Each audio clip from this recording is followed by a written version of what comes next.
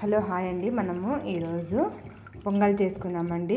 పెసరపప్పును నేను బియ్యం నానబెట్టుకున్నాను అనమాట. ఒక గ్లాసు బియ్యం వేసుకుంటే అర గ్లాసు పెసరపప్పు వేసుకోవాలండి. నేను అర్ధ గ్లాసు బియ్యం వేసుకున్నాను, ఒక కాలు గ్లాసు పెసరపప్పు వేసుకున్నానండి.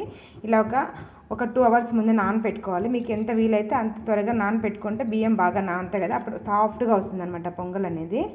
అందుకనేసి ఇలా నానబెట్టుకున్న తర్వాత ఇప్పుడు నేను ఒక కుక్కర్ పెట్టుకొని ఇందులోకి ఒక 3 టేబుల్ స్పూన్ల ఆయిల్ వేసుకోవాలి. ఆయిల్ వేడెక్కింది. ఇప్పుడు ఇందులోకి ఒక 1/2 టేబుల్ స్పూన్ జీలకర్ర వేసుకోవాలి. అలాగే మనము ఇందాక దీంట్లోకి మిరియాలు కంపల్సరీ వేసుకోవాలండి. ఇది వచ్చేసి అలాగే వేసుకుంటే సైడ్కి పెట్టేస్తారనమాట. ఇలా స్మాష్ చేసి వేసుకున్నారనుకోండి దానిలో ఫ్లేవర్ అంతా రైస్కి పడుతుంది అనమాట. అందుకనేసి నేను దంచి వేసుకుంటున్నాను. అలాగే ఒక 3 చిల్లి ఇట్లా ఘాటు పెట్టి వేసుకుంటున్నానండి. నేను కట్ చేసి వేసుకోవట్లేదు. కట్ చేసినంటే కారం ఎక్కువ అవుతుంది, అందుకనేసి ఇలా ఘాట్లో పెట్టాను. ఇలా ఘాటు పెట్టడం వల్ల అందులో ఉన్నాను మిరప గింజలు ఉంటాయి కదా, అవన్నీ బయటికి రావన్నమాట. అలాగే ఉండిపోతాయి. మనము అయిన తర్వాత తీసేయచ్చు అనమాట. ఇప్పుడు కొద్దిగా కరివేపాకు వేసుకోవాలి.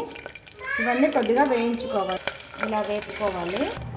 ఇది మాడిపోకముందే మనం ఇందాక నానబెట్టుకున్నటువంటి బియ్యం ఇందులో వేసుకోవాలండి.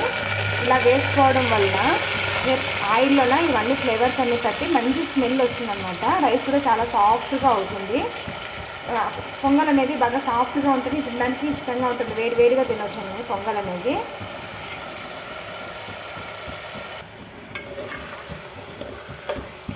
ఇలా బాగా కొద్దిసేపు వేయించుకోవాలన్నమాట ఆయిల్లోన. ఇప్పుడు ఇందులోకి ఒక గ్లాసుకి 3 గ్లాసులు వాటర్ వేసుకోవాలి. మీరు ఇంకా బాగా సాఫ్ట్గా కావాలి అనుకుంటే, చాలా మెత్తగా కావాలనుకుంటే ఒక 1/2 గ్లాస్ ఎక్కువ వేసుకోవచ్చు. నేనైతే 3 గ్లాసులు వేసుకుంటున్నాను, సరిపోతుంది. ఇప్పుడు రుచికి సరిపడినంత సాల్ట్ వేసుకోవాలి.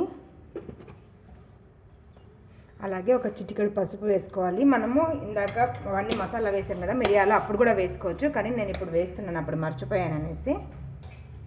మొత్తం ఇలా బాగా కలుపుకోవాలి.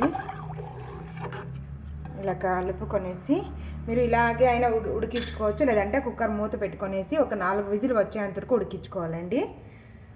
అప్పుడు బాగా మెత్తగా అవుతుంది. ఇప్పుడు మూత పెట్టుకుందాము.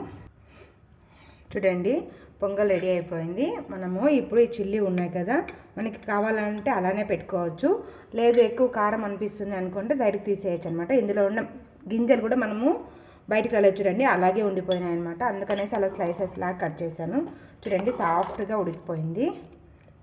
ఇప్పుడు మనము వేడిగా ఉంది కదా, దీన్ని చట్నీతో కానీ లేకపోతే మజ్జిగతో కానీ తినొచ్చండి. చాలా రుచిగా ఉంటుంది.